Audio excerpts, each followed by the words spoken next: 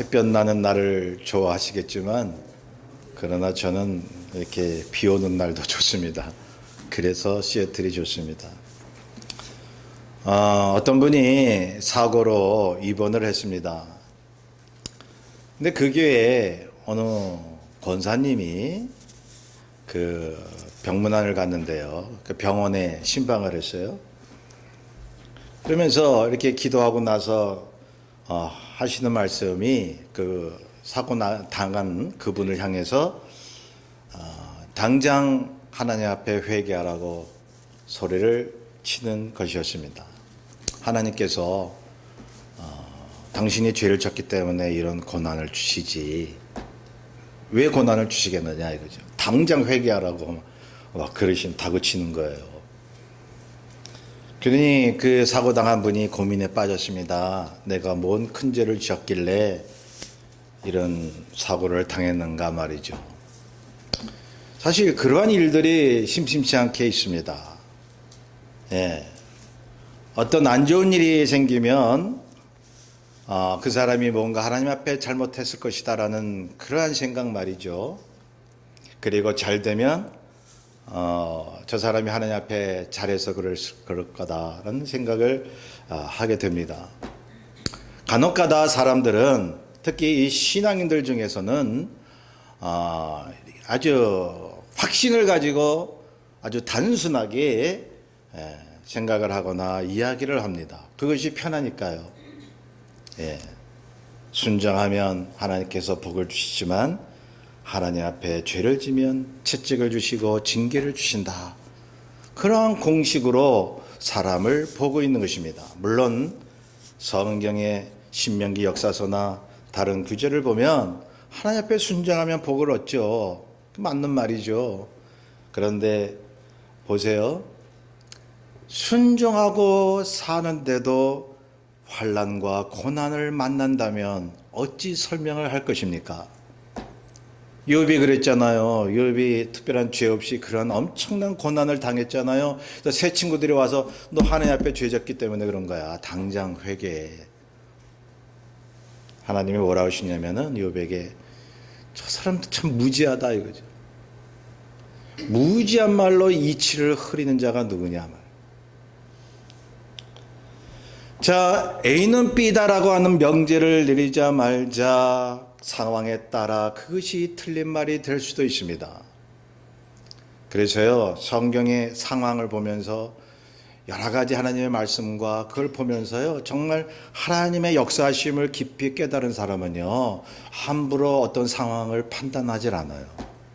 저 사람이 왜 저런 일을 당했는지, 기도합니다. 여러분, 우리가 확신을 가질 것이 있습니다. 예수 그리스도만이 우리의 구주시고 그분을 통해서 죄 사함 받고 하나님의 자녀가 된다라고 하는 것은 어떤 상황에서도 변치 않는 것입니다. 절대적인 것입니다. 그런데 우리가 살면서 절대적이지 않은 것들이 있습니다. 그러한 것들은 우리가 어떻게 해야 되는 것입니까?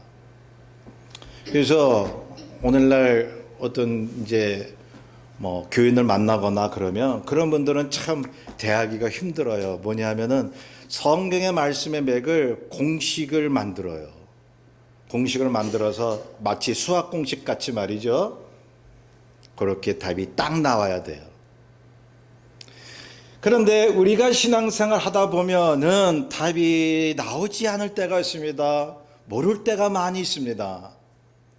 그럴 땐 침묵해야죠. 기다려야죠. 기도해야죠.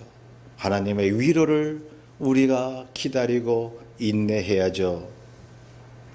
성경은 서로 상충되는 말씀들이 기록되어 있습니다. 항상 기뻐하라. 그래서 항상 기뻐해야만 신앙인가요?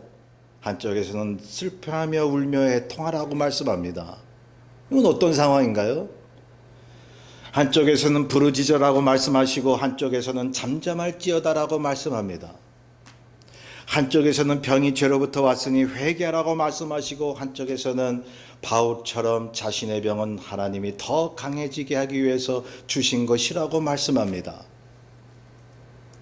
상황마다 다릅니다. 똑같은 말씀을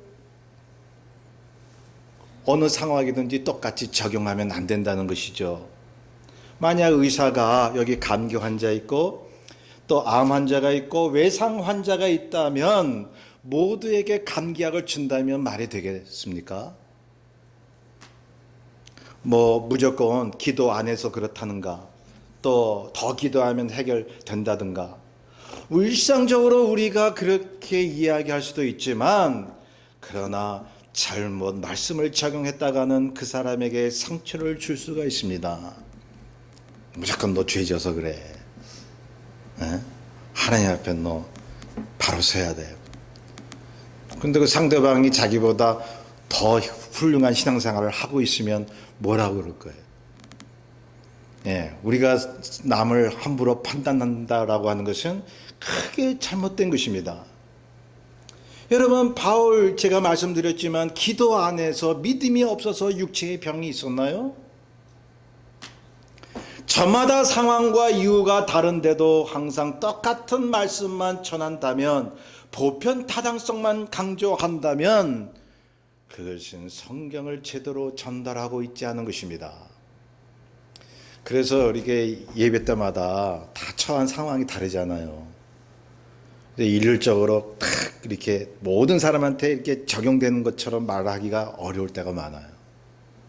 그러니까 모든 사람한테 적용될 수 있는 말씀이 있고 그 사람에게만 적용이 될 수 있는 말씀이 있다는 것이죠.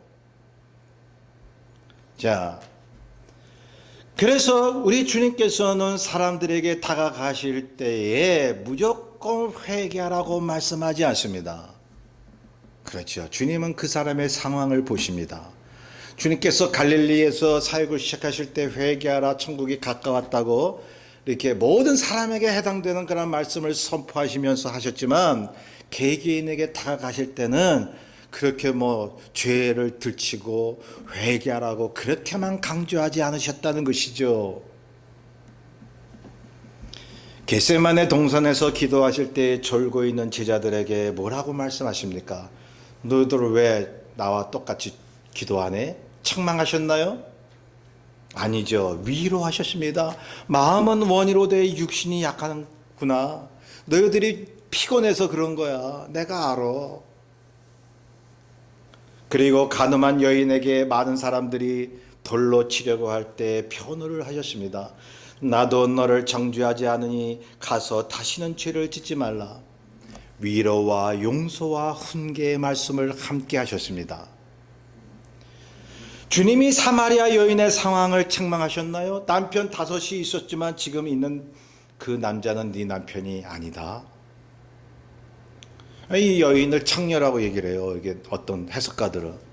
그런데 주님께서 그 여인에게 창기라고 말씀하신 적이 없습니다. 어떤 상황에서 그렇게 됐는지 아무도 모릅니다. 그 여자와 주님만이 아십니다. 성경에 기록되지 않았어요. 그러한 여인을 향해서 그러한 삶을 살고 있는 여인에게 주님이 책망하셨나요? 그럴 수밖에 없는 상황을 아시고 위로하셨습니다. 왜 믿음이 없니?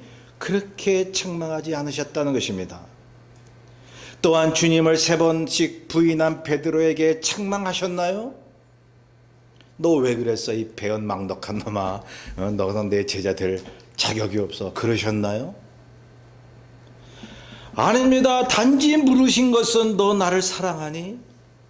너 나를 사랑하니? 거기서 베드로가 다시 한번 자신의 모습을 느끼게 된 거죠. 엘리야가 로뎀나무 아래서 너무 힘들어서 죽고 싶다고 그랬을 때에 하나님이 엘리야를 책망하셨나요? 그의 육체의 한계와 차라리 세상 떠나고 싶은 마음을 이해하셨습니다. 위로하셨습니다. 음식을 주시고 힘을 주셨습니다. 그래서 성경에 보면요, 하나님이 인간의 한계, 즉 죄를 지을 수밖에 없는 한계성까지 이해하세요. 예, 우리가 실수하고 죄를 짓잖아요. 알고 계셔요. 우리가 혹 믿음이 없어서 실수하잖아요.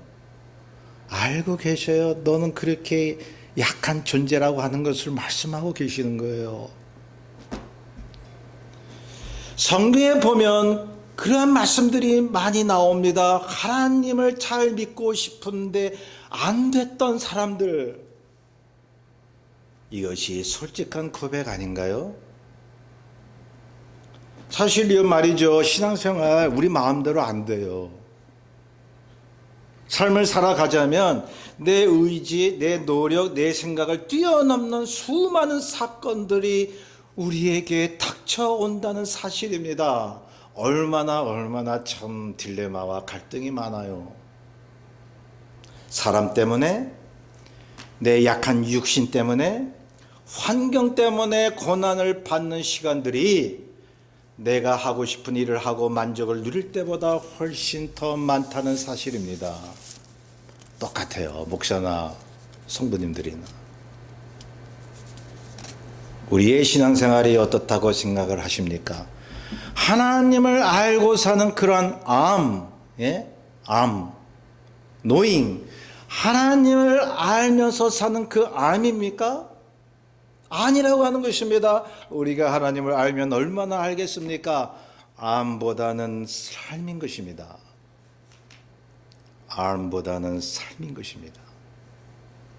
온갖 일들을 다 겪는 삶인 것입니다. 그것이 신앙생활이 아니던가요?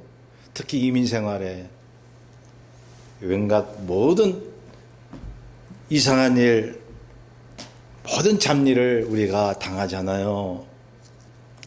저와 여러분은 어떤가요? 어찌 보면 믿음이 있고 없고를 떠나서 수없이 겪는 아픔과 고통이 있다는 사실이요. 왜 그럴까요? 주님 믿는 우리들에게. 이거 한 가지는 아시기를 바랍니다. 보이지 않지만 힘들어하는 내 앞에 주님이 언제든지 서 계시다는 사실 말이죠. 주님이 함께 하십니다. 고난 가운데 주님이 함께 하시는 거예요. 편안한 가운데라고 보다 고통 가운데 주님이 함께 하신다는 이 사실이요. 남들에게는 없는 내게 특별히 주어진 힘든 환난을 알고 계시고 위로하십니다. 70억이 넘는 인구 중에 나라는 사람이 딱 한 사람이잖아요. 그러면 내게 당한 고난은 이 세상에 없는 내게 특별한 고난이라는 거죠. 그걸 주님이 아십니다. 하나님이 알고 계시다는 거. 그래서 성경에 보면 주님이 한 사람 한 사람에게 다가가실 때 전하는 말씀과 행동이 다르셨던 겁니다. 그리고 위로하셨습니다. 죄를 지은 사람에게 책망은 하셨으나 죄를 지을 수밖에 없는 사실에는 위로하셨습니다. 네 힘으로 죄를 이길 수 없는 걸 나는 안다라고요. 죄 지은 다윗을 용서하시고 다시 일으키신 하나님, 아픈 사람들을 찾아다니시며 치유하시고 위로하신 우리 주님, 하나님이 위로하시고 우리를 이해하신대요. 그러므로 우리가 그분에게 조금만 더 마음을 열면요, 우리가 그분의 위로를 느낄 수가 있어요. 경험을 할 수가 있습니다. 왜 이러한 어려움이 닥쳐왔는지 나는 머리로 이해는 되지 않지만 마음으로는 알아요. 뭘 압니까? 하나님이 허락하시고 위로하신다는 거요. 우리 인생 살면서 우리에게 경험되어지는 모든 일들이요, 모르면서 살아요. 이유를 몰라요. 특별히 아는 경우도 있지만. 개개인에게 맞는 말씀이 있습니다. 그러나 공통적인 것이 있으니 그게 뭐냐면 위로하신다는 사실입니다. 예수 믿는 나에게 왜 이런 일이 일어나는지 아무것도 모르고 당하는 인간들을 불쌍히 여기신다는 그 말씀, 그리고 위로하시는 우리 하나님. 오래전에 제가 한국에 있었을 때에 아는 목사님이 계셨습니다. 이분이 장애우예요. 태어나자마자 이 소아마비로 장애로 살아가시는 분인데, 근데 이 몸은 장애지만은 아주 성격은 쾌활해요. 그래서 그분도 이제 좀 동부 쪽에서 살고 계신데, 그분하고 이제 치유 프로그램에 같이 훈련을 받고 공부를 했는데 말이죠. 그분 어머니가 얼마나 이 아들을 위해서 기도를 했겠습니까? 예, 날 때부터 소아마비된 이 아들을 위해서 목사가 되게 해달라고 그렇게 새벽마다 다니면서 기도를 합니다.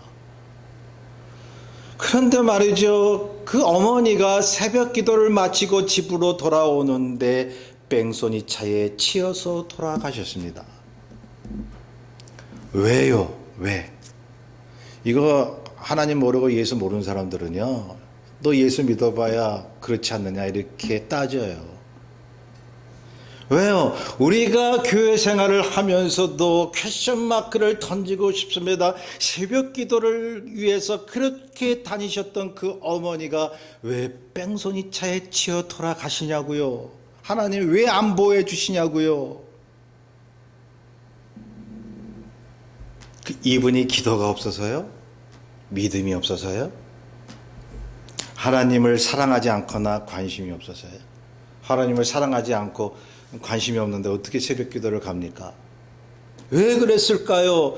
답은 모른다예요. 모른다예요. 우리가 성령을 통해서 마음으로부터 느끼는 조그만 한 가지 느낌은 뭐냐 하면, 이 아들 목사한테 더 연단을 주시고 시련을 주시는구나. 아들 때문에 고통당하는 그 어머니를 일찍 데려가셨구나. 이것밖에는 생각을 못하는 거예요. 저는 이미 말씀드렸습니다. 신앙이라는 삶을 살다 보면 가끔씩 우리가 생각하는 신앙의 기준에서 넘어버린 알 수 없는 하나님의 세계가 있다는 사실이요. 저는 예수 믿고 목회 처음 하면서요, 그냥 불러불러 하고 기도하면 하나님께서 기적 일으켜 주시고 축복하시고 형통케 하시고 이것만 믿었어요. 이것만. 그래서 안 되면 하나님 의심하고 원망하고. 그런데 이 신앙생활 연륜이 쌓여지다 보면요, 하나님께서 그 사람을 초월하게 만들어요. 기도에도 응답되지 않을 때가 많아요. 그것은 왜 그런가 조금 이따 제가 말씀을 드리겠습니다. 우리가 도저히 납득할 수 없는 사건들이 내게 미칠 때에 우리는 하나님이 없다고 의심하거나 하나님을 원망할 수 있지만, 그런데요, 우리는 얼마나 하나님을 알고 있습니까? 우리가 하나님을 알고 하나님께 따지나요? 질문하나요? 우리가 하나님을 알 수가 없어요. 지금 하나님께서 저를 당장 설교하는 도중에 데려가셔도 하나님 앞에 질문할 수가 없는 거예요. 욥이 고난 당하는 그러한 가운데 말이죠, 하나님께 따졌죠. 그랬더니 욥기 38장에 내가 세상을 창조할 때 너 어디 있었어? 그 창조할 때 그 섭리를 네가 다 알아? 거기서 욥이 뒤집어진 거예요. 하나님, 내가 잘못했습니다. 여러분, 하나님은 인간에게 질문하러 오셨지 인간에게 질문을 받는 분이 아닙니다. 질문을 당하는 분이 아닙니다. 주님이 우리에게 질문하시는 거예요. 너 그때 어디 있었니? 너희는 나를 누구라 하니? 우리가 뭘 정확히 알고서 주님 앞에 질문합니까? 자, 우리에게 고난이 닥쳤을 때에 질문도 던질 수도 있지만 너무 답답하니까, 그러나 우리가 제대로 된 신앙을 가진 사람이라면 질문보다는 하나님이 이러한 상황에 나를 위로하시고 더 큰 복으로 나를 인도하신다는 영적인 복이요, 그러한 믿음을 가져야 옳지 않나요? 여기 계신 분들은 어떤 일로 제일 힘들어 하시나요? 제가 이렇게 좀 뵐 때 이분은 이런 것에 좀 힘들어 하시겠다는 부분들이 있어요.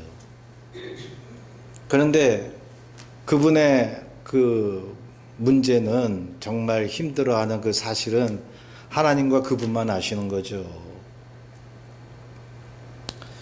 그런데 저는 그분에게 말씀을 드립니다. 고통스럽고 힘들어도요, 하나님께서 위로하신다는 사실이요.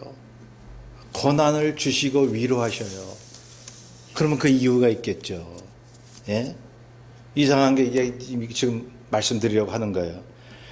우리를 그렇게 한계가 많은 나약한 존재로 만드셔서 왜 고난 가운데 두시고 위로하시냐고 말씀하시느냐 이 말이죠. 그게 단가요? 우리가 어려움 당할 때에 주님이 나를 위로하신다. 그래, 끝났어. 그게 단가요? 도대체 하나님이란 분은 어떤 분이시기에 이토록 우리를 말할 수 없는 힘든 상황에서 살게 하시고 위로하신다고 말씀하실까요? 사랑하는 우리 수정교회 성도 여러분, 도대체 왜 그러실까요? 그 목적이 있다고 본문이 말씀하지 않나요? 분명히 본문에 말씀하고 있습니다. 그게 뭘까요? 본문 6절에 보면 환난 받는 것도 너희의 위로와 구원을 위함이라 라고요. 위로와 구원이라는 말을 하고 있습니다. 그 위로와 구원은요, 동의어예요. 자, 여기 위로라는 말은요, 헬라 원어로 파라클레시스라는 말입니다. 격려한다, 위안한다, 가까이 부른다라는 뜻이에요. 근데 구원이라는 말을 보세요. 헬라 원어로 소저라고 하는 말이에요. 힐링이라는 말입니다. 치유라는 말입니다. 하나님과의 관계가 회복된다는 말입니다. 그래서 위로와 구원은 같은 개념이에요. 우리가 아픔 당할 때 주님이 나를 위로하신다라고 하는 것은 구원을 더욱더 강하게 하시고 유지케 하신다는 말이에요. 하나님과의 관계가 계속 지속되게 하신다는 말이에요. 여러분, 성경 원어를 공부해 보면 재밌기도 하고 깊은 영적인 통찰력이 생깁니다. 같은 개념입니다. 같은 의미입니다. 우리에게 고난을 허락하시고 위로하시는 것은 그분과의 관계를 갖게 하기 위해서요. 그것이 성경에 말하는 구원이라고 하는 것입니다. 그러면 어떤 분이 그런 질문을 할 수 있어요. 우리가 예수 믿고 이미 구원 얻었는데요. 우리가 하나님의 자녀가 이미 되었는데요. 구원을 얻게 하신다니 그게 뭔 말이죠? 제가 전에 말씀을 드렸잖아요. 이미 예수 믿으면 구원 얻은 거예요. 그런데 그 구원, 하나님의 자녀가 됐는데 하나님의 형상을 닮을 수 있도록 계속적으로 하나님과의 깊은 관계를 가질 수 있도록 그 구원을 유지하도록 만드시는 거예요. 그래서 고난을 주시는 거예요. 하나님만 바라보라고. 그리고 위로하시는 거예요. 고난 속에서 하나님과 관계하며 그분을 알아가는 것입니다. 욥기서 42장 5절에 보면 욥이 이야기합니다. 고난 가운데서 주께서 나에게 고난을 주신 이유를 알았다. 그게 뭐냐면 주께 대하여 귀로 듣기만 하였더니 이제는 눈으로 주를 배웁니다라고요. 고난 받기 전에도 욥이 얼마나 신앙이 좋았어요. 그런데 고난 당할 때 어리둥절했죠. 내가 왜 고난을 당해야 되나. 근데 그 참 고난이 엄청났지만 이 욥이 깨달은 거예요. 이제는 고난을 당하고 나니까 그때는 귀로 들었었는데 그렇게 해서 주님을 믿었는데 이제 주님을 배운다고요. 고난을 주시는 것은 주님을 알고 주님의 법도를 배우게 하기 위해서요. 시편 119편 71절에 이런 말씀을 합니다. 고난 받는 것이 그래서 내게 유익이라. 그 고난을 통해서 주의 율례를 배웠나이다 라고요. 그래서 고난을 겪으면요, 하나님의 뜻이 이래서 이랬구나를 알게 돼요. 저절로 알게 되는 것이 아니라 고난을 당하면서 인생의 쓰디쓴 경험을 하면서 주의 위로와 주님에 대해서 알게 되는 것이죠. 그게 구원이에요. 주님을 알게 되는 거예요. 아까 우리가 복음성 갈 때 하나님을 닮은 그런 가사가 있었죠. 스피리추얼리티라고 하는 영성이 뭐냐? 영성이라는 말을 이렇게 어렵게 생각을 해요. 영성이란 한마디로 그렇게 말씀하시면 돼요. 하나님 닮아가는 거. 그게 영성이고 구원이야. 하나님이 때로 우리에게 환난을 허락하시는 이유를 알았습니다. 구원하시기 위해서요. 예수 믿고 하나님의 형상을 닮아가게 하기 위해서요. 그래서 이미 구원 얻은 우리들이 그렇게 구원을 받기 위한 삶을 살아가고 있다는 겁니다. 주의 법도를 배우게 하기 위해서요. 조금이라도 세상으로 나갈까 봐, 때론 힘든 삶을 주시고 위로를 하시는 이유가 주님 멀리 할까 봐. 그러니 저와 여러분은요, 하나님의 길을 여전히 걷고 있는 거예요. 예수 믿고 사는데, 하나님의 길을 걷는다고 하는데, 주님의 말씀처럼 좁은 길을 가는데 어찌 고난이 없겠습니까? 고난이 없다면 이상한 거예요. 그거는 신앙생활 하는 게 아니에요.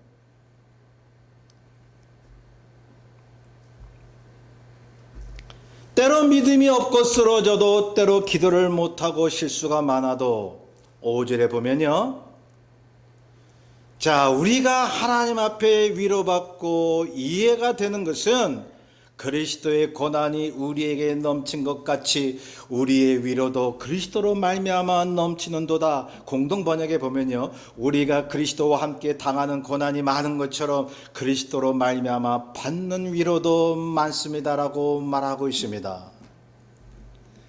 제가 어제 그 미국 방송을 통해서 예수님이 십자가에 못 박히시는 그 영화를 보고 저는 그 장면을 볼 때마다 눈물이 나와요. 그런데 오늘 말씀해 보니까 그리스도께서 당하신 십자가의 그 고난이 우리에게 넘친대요. 주님이 당하신 고난 못지않게 우리의 믿는 사람에게도 정말 죽을 것 같은 고난이 넘친대요. 우리는 흔히 이렇게 이야기를 합니다. 우리 예수님께서 십자가에서 달려 돌아가신 것은 많은 인류를 위해서 구원하시려고 많은 사람을 위해서 그리 하셨다고 우리는 생각을 합니다. 그래서 그거 맞는 말이에요. 우리를 위해서. 그런데 그보다도 더 깊은 영성을 가진 그러한 의미가 있죠. 위에서라고 하는 의미보다 더 높은 차원의 하나님의 메시지가 거기 있습니다. 그것이 뭐냐 하면 십자가에서 당하시는 그러한 예수 그리스도의 고난, 그 고난은 바로 우리 모든 사람들이 당하는 고난과 함께 하시기 위함이었던 것입니다. 함께 하시기 위해서요. 그래서 여기 본문에 보니까 그리스도의 고난이 우리에게 넘쳤대요. 넘쳤대요. 그런 고난을 받을 때가 있대요. 그리스도가 죄 때문에 고난 당하셨나요? 아니죠. 그와 마찬가지로 저와 여러분도 때로 죄와 상관없이 고난 받을 때가 있다는 것입니다. 왜요? 위로를 그만큼 받게 하기 위해서요. 구원을 그만큼 유지하기 위해서요. 그분과 함께하기 위해서요. 사람이란 존재는요, 고난 없으면요 깨지기 쉬운 존재가 절대 아닙니다. 안 깨져요. 고난 받아도 잘 안 깨지는데,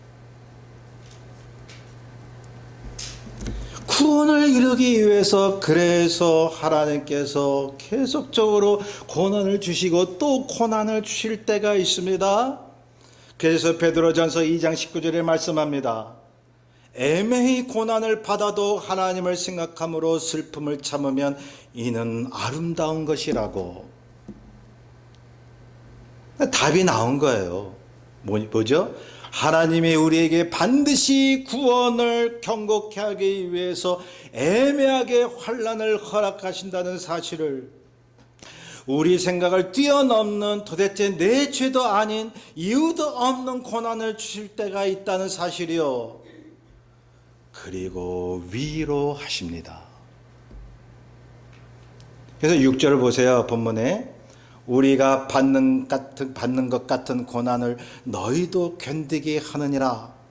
하나님이 위로하심으로 우리가 견디고 그리고 이웃 교인들에게 그렇게 견딜 수 있는 위로를 또한 전달하고 말이죠. 오늘 본문의 맥은 그런 거예요. 우리가 고난을 받는데 어려움에 처할 때가 많은데 하나님의 위로를 느낀다는 것이죠. 하나님의 위로를 느끼면 이웃 성도들, 고난당하는 이웃 교인들에게 위로를 전달해 주는 것입니다. 교회는 위로하는 모임 공동체인 것입니다. 그래서 우리가 이러면 어떨까요? 주일마다 모이잖아요. 그러면 우리가 서로 만나서 인사 나누잖아요. 그러면 아이고 일주일 동안 사시는데 얼마나 참 수고가 많으셨어요. 혹시 힘든 일은 없으셨어요? 예. 그리고 또 어떤 분이 만약에 이런 좀 문제가 있어서 좀 힘들었어요. 그러면 하나님이 위로하십니다. 함께 우리가 기도하겠습니다. 얼마나 참 힘드셨나요? 그렇게 위로가 주가 되는 그러한 우리 교회가 되지 않으시렵니까? 우리 교회 왜 와요? 위로받고자 오는 거예요. 서로 힘을 얻고 일주일 동안 지치면서 살다가 교회 왔는데 자꾸 막 상처받고 막 마음이 막 그냥 쓰라리 그런 일이 있으면 어떡하자는 얘기예요.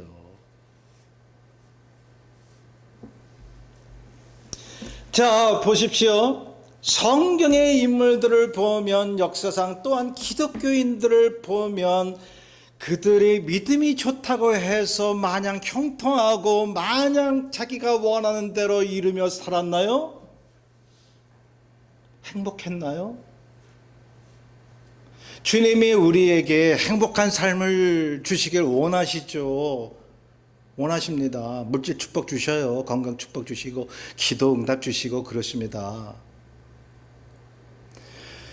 그러나 행복을 원하시는 것보다 더 원하시는 것이 있다는 사실입니다. 그것이 뭐냐 하면 강한 자로 키우신다는 사실입니다. 강한 자요. 고난을 주시고 연단을 주셔서 예수 그리스도의 이름으로 세상을 이길 수 있는 어떤 유혹에도 넘어가지 않고 오직 좁은 길을 걸 수 있는 강한 자요. 그래서 어떤 분은요, 고난을 고통으로만 생각을 해요. 여러분, 고난은 훈련입니다. 훈련 없이 어떻게 우리가 하나님의 형상과 세상을 이길 수 있는 믿음을 얻을 수 있나요? 우리가 주님을 위해서 지금 내가 고통을 겪고 지금 힘든 삶을 살아도요, 이것이 주님의 형상을 담는 길이라고 하면 거기서 행복을 느껴야 되잖아요. 물질 축복받았다고 거기에만 행복을 느껴야 되나요?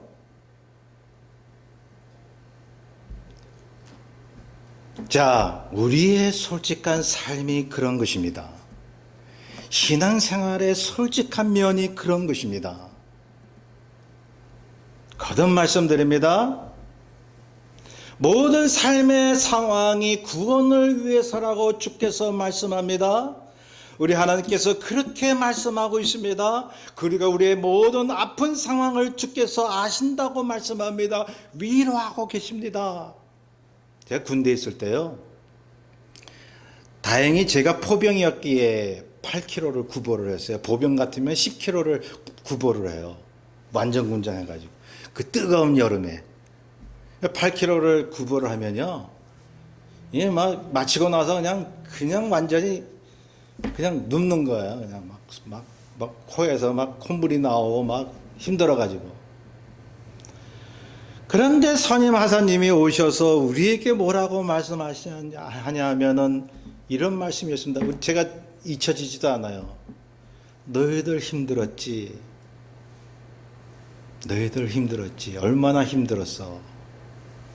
그게 군대 생활이야. 이 한마디에 마음에 힘이 나는 거예요. 그런 말 하기 어려운가요? 우리가 위로하자 그럴 때.